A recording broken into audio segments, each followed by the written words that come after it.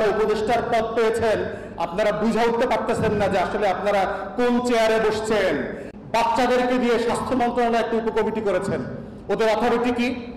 আপনারা স্টেট লেভেলে কেন তদন্ত কমিটি করলেন না? বাচ্চারা, স্টুডেন্টরা কি ওসিডিসি কে অথরিটি প্রশ্ন করতে পারবে, ফোন দিতে পারবে যে আপনার জেলার আহত নিহতদের তালিকা দেন? কেন এখন রাজনৈতিক দলগুলোর অফিসে এসে আহত নিহতদের তালিকা সংগ্রহ করতে হচ্ছে? লনে বসে ছবি দেন, জেনারেল জুরেকে লেকের পাশে গিয়ে রোমান্টিক জাম্পার করে ছবি দেন, বোধ করছেন বাংলাদেশ বাংলাদেশ হয়ে থাকবে। আওয়ামীকরণ করবেন, আওয়ামী লীগকে পুনর্বাসন করবেন, পলিটিক্যাল ডাইনোসরকে জাদুঘর থেকে আবার গণভবনে ফিরায় নিয়ে আসবেন। বোকার স্বর্গে বাস করছেন, বোকার স্বর্গে বাস করছেন। আওয়ামী লীগের মৃত্যু হয়ে গেছে। আওয়ামী লীগ জাতীয় পার্টি এবং 14 দলের ডাইনোসর লাইক কঙ্কাল হয়ে গেছে।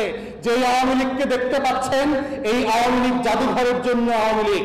বাংলাদেশের রাজপথে রাস্তায় এই আওয়ামী লীগ আর কোনোদিন ফিরে আসবে না। মুসলিম লীগের ইতিহাস থেকে শেখেন, এবং যারা আওয়ামী লীগকে ফিরায় আনতে চায় তারাও মুসলিম লীগের ইতিহাস থেকে শেখেন। মুসলিম লীগ কেন বাংলাদেশের থেকে ইতিহাস হয়ে গেছে এত বড় অবদান থাকার পরও? কেন আওয়ামী লীগ আজকে মুসলিম লীগ হয়ে গেছে? অতএব সেই ইতিহাস থেকে শিক্ষা নেবেন।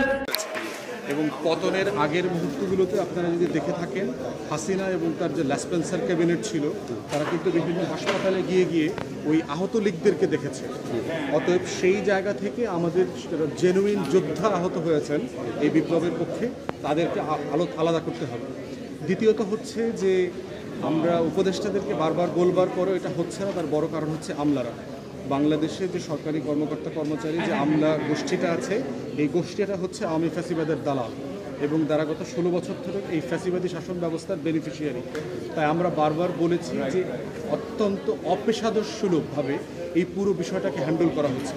আমরা বলেছি যে সরকারি গণতদন্ত কমিশন করা হয়নি। গণতদন্ত কমিশন করলে সেখানে এই গণ অভ্যুত্থানের প্রত্যেকটা বিষয় আলাদা আলাদা করে আলোচিত হইত। কোথায় কোথায় গ্যাপস আছে, স্বাস্থ্যসেবা খাতে কোথায় গ্যাপস আছে, গণকবরে কী করা দরকার ছিল, তদন্ত করবার ব্যাপারে কী করা দরকার ছিল, ফরেন্সিক এভিডেন্স করবার ব্যাপারে কী দরকার ছিল, হাসপাতালগুলো যারা চিকিৎসা দেয় না জুলাই আগস্টে তাদের ব্যর্থতার দায়গুলো কোথায় ছিল, পুলিশ, গোয়েন্দা সংস্থা, সশস্ত্র বাহিনী কে কী রোল প্লে করেছে, পুরো গল্পটা জাতির সামনে পরিষ্কার হইত। কিন্তু এই ব্যুরোক্রেটরা, আমলারা এবং অথর্ব কিছু উপদেষ্টা আছে, এবং যে সকল উপদেষ্টারা এই গণ অভ্যুত্থানের জন্য এক ফোঁটা ঘাম ঝরান নাই, তারা এটাকে সিরিয়াসলি নিচ্ছেন না। এই জন্য যেটা আমরা দেখলাম যে স্বাস্থ্য মন্ত্রণালয়ের অধীনে একটা উপকমিটি করে দিয়েছে ছাত্রদেরকে দিয়ে কতজন ভাই বোন শহীদ হয়েছেন তাদের তালিকা করবার জন্য। অ্যাজ ইফ খুবই একটা দায়সারা গোছের কাজ। শ্রদ্ধেয়, আপনার মূল্যবান বক্তব্যের জন্য আপনাকে অনেক অনেক ধন্যবাদ। আমরা অনেক কিছু শিখলাম।